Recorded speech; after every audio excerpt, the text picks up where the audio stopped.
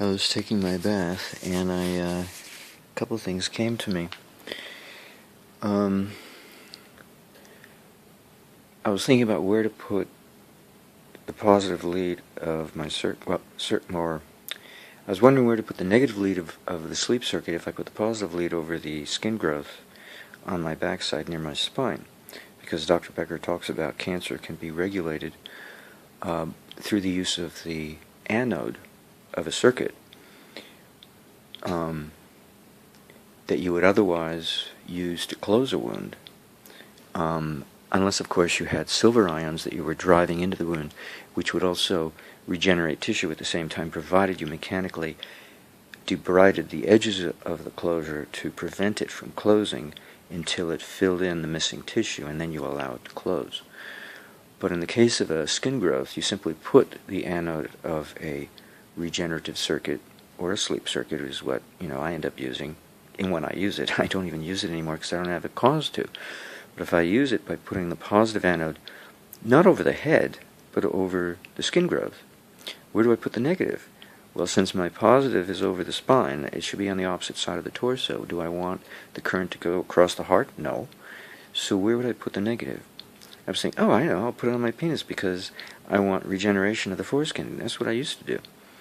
And I'm thinking to myself, but it didn't feel like it was working, and it felt like I was putting it in the wrong place. And I've been considering the possibility that the leverage, the fulcrum of the foreskin is somewhere else, and I've been considering maybe it's the kidneys.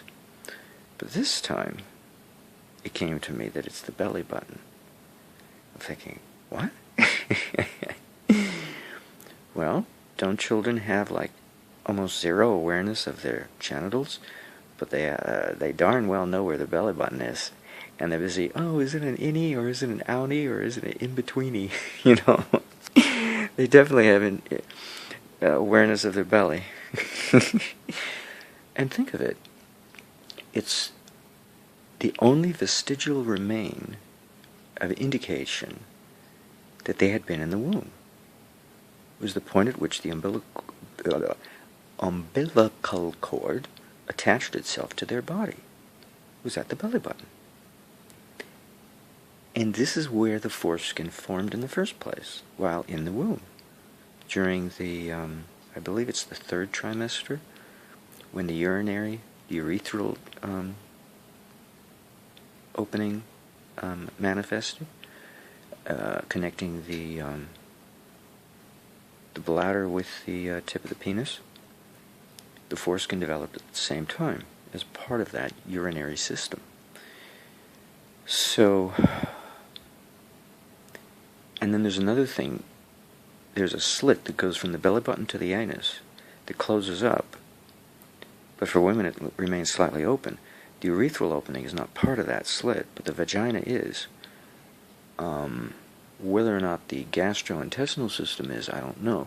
Of course, what we're left with is a seam that goes across the scrotum and behind the scrotum, just underneath the prostate, all the way to the anus.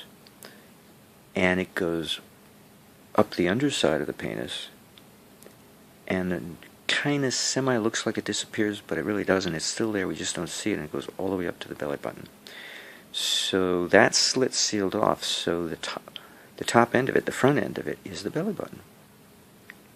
And the foreskin is in that area, so anywhere we apply, it doesn't have to be over the foreskin, possibly. If we apply the negative lead anywhere along that seam, it's like a earthquake fracture. I discovered a long time ago that energy traverses through the earth along fracture lines.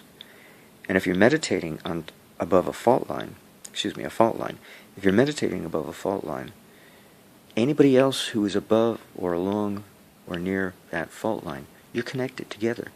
It's like a party line connecting all of you together, psychologically speaking. Because it's a conduit of energy and a conduit of connection. So, in a sense, it doesn't matter. We could just put it back on where the foreskin is. But it might matter. Because just as if you have a slide guitar, it kind of matters where you put the slide. Because, if you're looking for the correct point to create a certain effect. So it might matter. So it's going to be somewhere along that seam, fracture, whatever you want to call it, fault line. And I think the belly button is the most significant spot. There's another reason. When I was doing biocircuit cooperative healing with my ex-honey, I made use of all 8 points that Leon Ernest Lehman mapped out, not just the 4 that he used in terms of common usage, but all 8 that he mapped. But I added a 9th point based on gender. The sternum for the girl and the belly button for the guy. And that went to ground. So I didn't ground the circuit, I grounded the body of the person in the circuit. So we were in a circuit that was a series circuit. My right hand went to her crotch, my left hand went to her throat, her right hand went to my crotch, her left hand went to my throat, and so forth and so on. So it was a series circuit. But I decided to do that because there was an energy buildup over my navel, an excess of energy that had nowhere to go. And so I thought, well, I've got all the Leon's 8 points connected here for each of our bodies. What else am I doing? What am I overlooking? I'm not grounding us to the earth. The excess energy had to be grounded to the earth, to be dissipated, so it wouldn't build up and create a very interesting sensation there. Mild. So, if we put a negative electrode over the belly button, we're not exactly grounding the belly button, we're charging it. If I had put a positive lead over the belly button, it would be equivalent to grounding, in a sense. That's my guess estimate, logically trying to think it through. So I'm charging the navel center, I can't remember the name of the...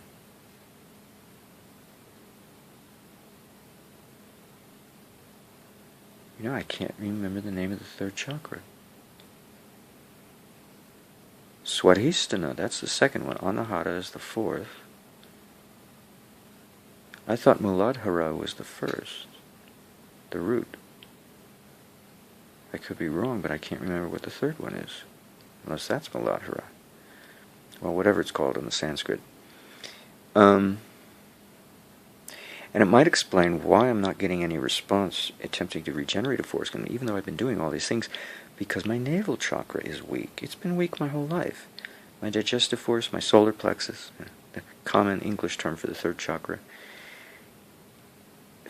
has been, and my adrenal glands associated with that area has been not the greatest, and so I have to walk to try to build up the adrenal glands.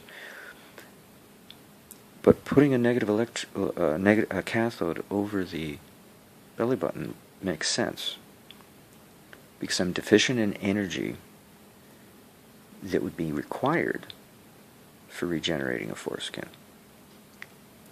So what I'm going to do is I'm going to put the positive lead of my sleep circuit over the skin growth on my backside by my spine, and put the negative lead over the belly button. And then when and if the growth should dissipate due to the action of the sleep circuit, 200 picoamps, 1.5 volts, DC continuous current, then I can move the location of the positive lead probably down to my tailbone. I think the tailbone would be the place to put it, and the negative over the belly button. That's my guess, if I had a guess. Because it makes sense. You're sending energy along the conduit from one end to the other. Now you could swap the polarity. I don't know what good it would do you. I mean, if we're trying to create growth and development of the foreskin, and if my digestion is weak,